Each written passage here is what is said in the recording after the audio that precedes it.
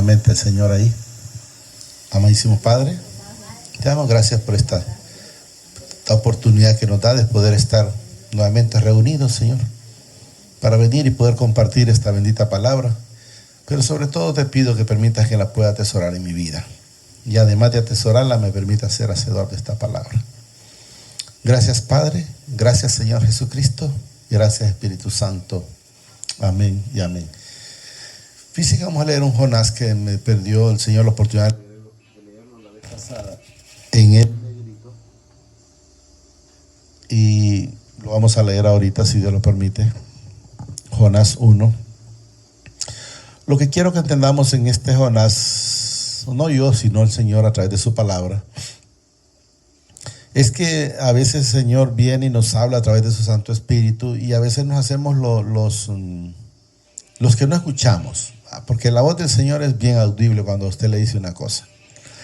Pero a veces dice la gente, pues será corazonada mía, ¿no?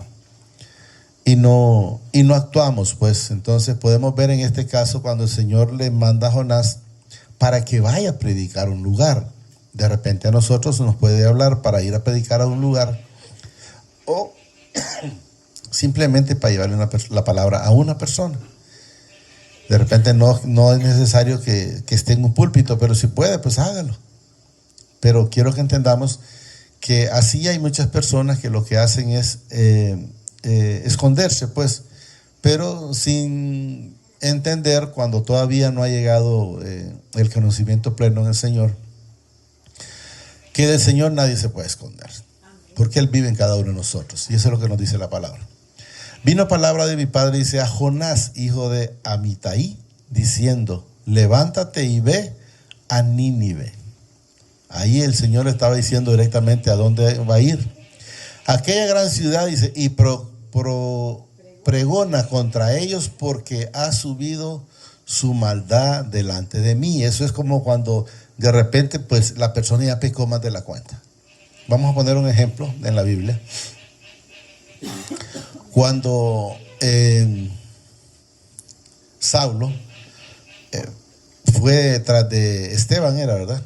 Entonces podemos ver que ahí el Señor ya le rebalsó. Ya le rebalsó y pasó lo que pasó. Entonces así está en ese caso, ya esa ciudad de Nínive pues había sobrepasado su maldad delante de los ojos del Padre, porque Él lo dice, subió su maldad, dice, delante de mí. Y Jonás se levantó miren lo que dice, Jonás no fue en obediencia a llevar la palabra, sino dice, para huir de la presencia del Padre a Tarsis. Y descendió, dice, a Jope y halló una nave que partía para Tarsis, y pagando su pasaje, entró en ella para irse con ellos a Tarsis, lejos de la presencia del Padre, según Él. Pues que nosotros no podemos irnos de la presencia de Él, simple y sencillamente por una razón, porque la misma Escritura, Él lo dijo en su palabra cuando sus discípulos, no los dejaré huérfanos, vendremos, dice, con el Padre a morar. ¿A través de qué? Del Espíritu Santo. Entonces mora en nosotros, ¿va? Entonces quiero que entendamos que Él pues huía de la presencia. ¿Pero por qué Él huía? Simple y sencillamente porque no quería ir a predicar a Nínive. Entonces a veces así nosotros preferimos hacer otras cosas. De repente tenemos la pensada de querer ir, pero en el ratito pues nos llaman por teléfono, nos sale esta cosa o hay que hacer este oficio, me imagino en las casas, y cuando acuerda pues se le fue el día y nada hizo, ¿verdad? Entonces quiero que entendamos que quien provoca eso es el enemigo, por tal de que no se cumpla la palabra, por tal de que no vayamos a hacer en su momento el propósito del Señor, que en este caso era llevar la palabra a Nínive. Pero mi Padre hizo levantar, dice, un gran viento en el mar, y hubo en el mar, dice, una tempestad tan grande que se pensó que se partía la nave. Esa es la nave en la que iba Jonás. Entonces quiero que entendamos que, pues gracias a Dios no pasó, pero por culpa de él, si no hubieran hecho caso, pues también ellos hubieran perecido. Entonces quiero, quiero que entendamos que a veces las personas no quieren hacer nada cuando el Señor los demanda una orden, pero cuando Él le dice a usted que va a ir a un lado de una u otra manera, pues lo va a tener que hacer. Porque yo recuerdo a través de la palabra donde aparece en una parte, Él le dice a Jacob, no te vas a ir, le dice, mientras no hagas o cumplas por lo que te mandé. O sea, todos tenemos un propósito en esta vida. Y los marineros, dice, tuvieron miedo y cada uno, dice, clamaba a sus dioses, porque como siempre la gente ha tenido unos que a San Quintín, otros que a San Judas, otros que a la Virgen María, otros que al otro. Y eso es lo que da a entender. Y cada uno clamaba, dice, a sus dioses, y podemos ver que lo pone con D minúscula, ¿va? ¿Qué significa dioses de madera o de lata o lo que haya, de arcilla, lo que sea? Y echaron al mar, dice, los enseres que había en la nave, o sea, echaron la carga, como para que el poder controlar, hemos dicho, preferimos perder la carga y no morir. Ahí dice, para descargarla de ellos, de ellos. Entonces echaron, leo, ahí dice aquí, desde aquí, los enseres que habían en la nave para descargarla, dice, de ellos. Pero Jonás había bajado, dice, al interior de la nave y se había echado a dormir. Miren la manera que lo ponen, echado. No dice acostado, echado. ¿Saben quiénes son los que se echan? Son los animales. O sea, pero aún así, miren cómo lo ponen, echado a dormir. Entonces quiero que entendamos que a él, pues él como había pagado su pasaje, me imagino que ha dicho, ellos sabrán cómo controlan esto. Pero ese problema no es mío. Pero tenemos que entender que cuando el llamamiento es de nosotros, pues el problema es de nosotros. Y eso es lo que quiero que entendamos.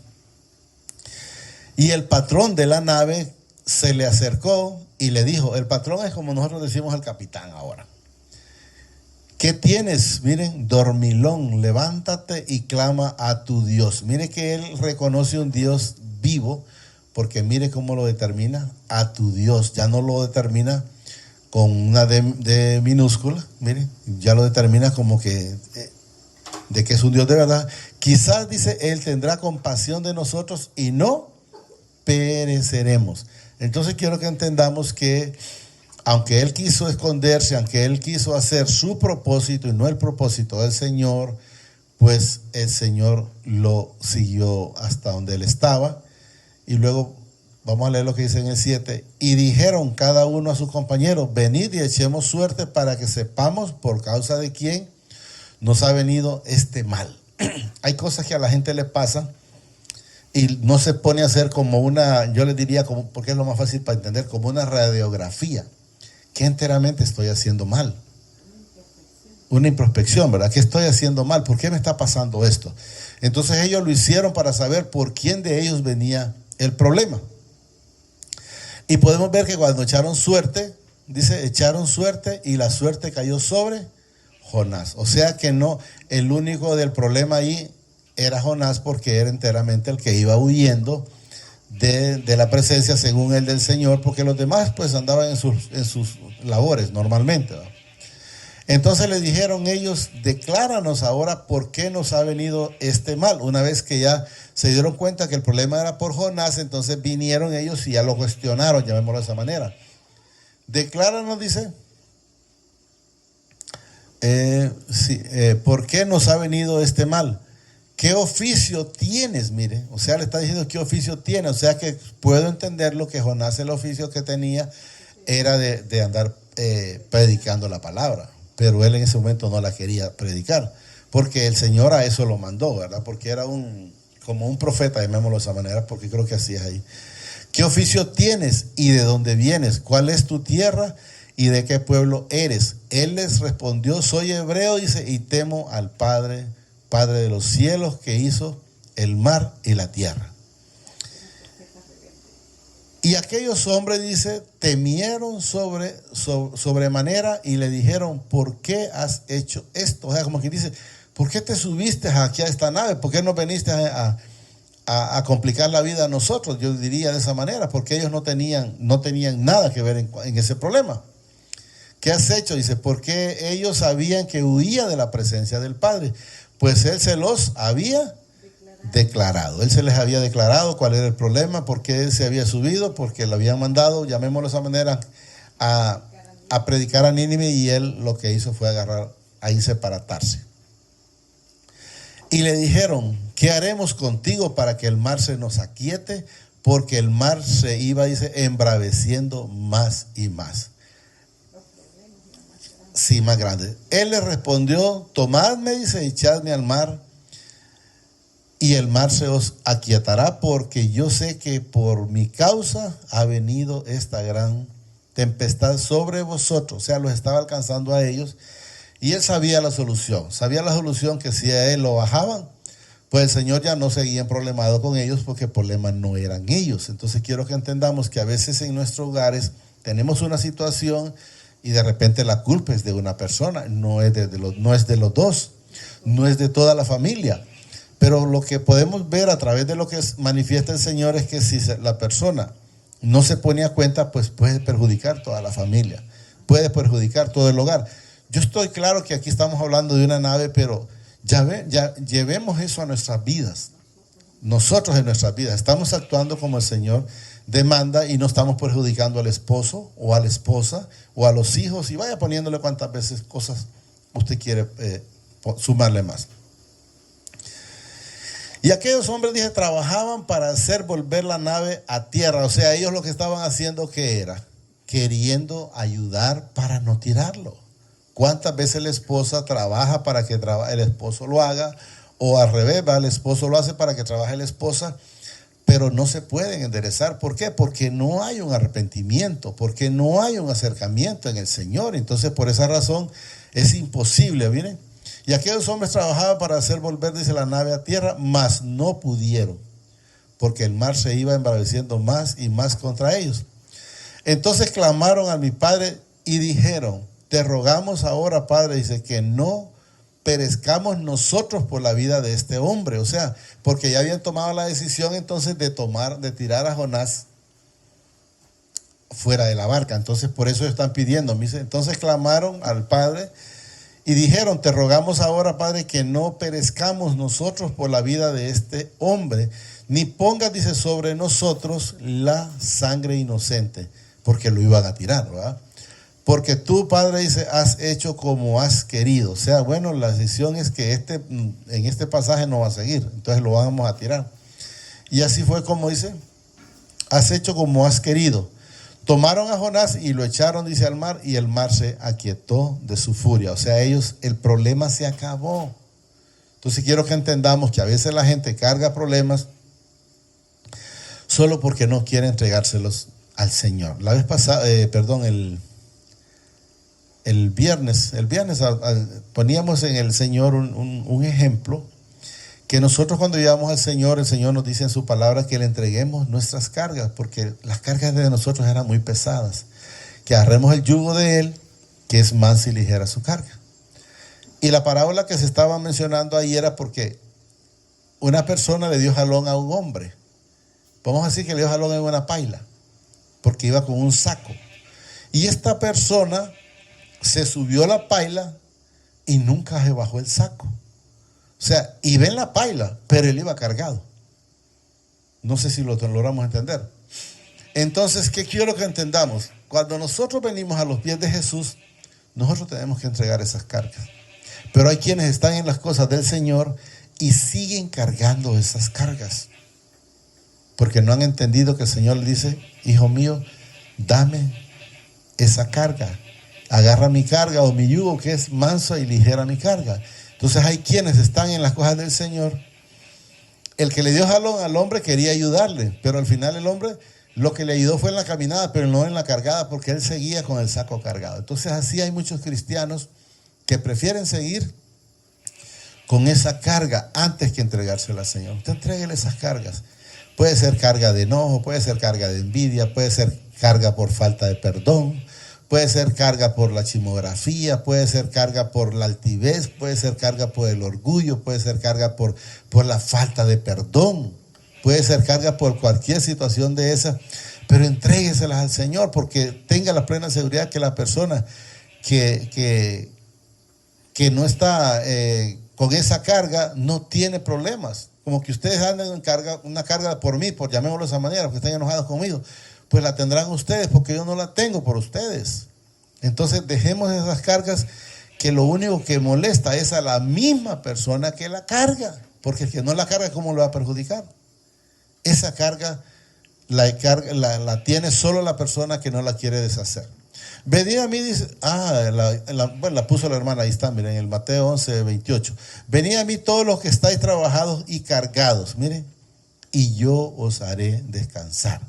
Llevad mi yugo sobre vosotros y aprended de mí, que soy manso y humilde de corazón, y hallaréis descanso para vuestra alma, porque mi yugo es fácil y ligera mi carga. O sea, si usted no entrega esa carga, usted va a andar cargando eso y va a andar, dice, el alma, no habla que es el cuerpo. Mire que el problema lo tiene el alma. Entonces quiero que entendamos que el que carga esas situaciones es el que está problemado.